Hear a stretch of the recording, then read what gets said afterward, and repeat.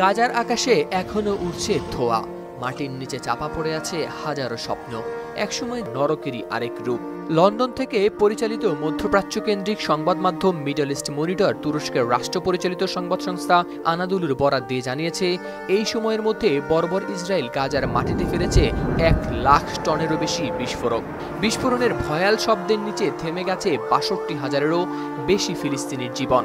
ধ্বংসস্তূপের নিচে চাপা পড়ে থাকা 10,000 মানুষকে এখনো খুঁজে পাওয়া যায়নি, কেউ জানে না তার আদৌ বেঁচে আছেন কিনা। واقعیت این است که ملت مظلوم فلسطین، مردم مظلوم غزه امروز فقط با رژیم صهیونیستی روبرو نیستن، با آمریکا روبروان، با انگلیس روبروان. I'm asking, begging from Trump, you must help us to bring them back. You must put any pressure you can on Netanyahu. We need to liberate all the hostage and stop the war. There is no meaning for this war. There is nothing over there, only to kill people from both sides.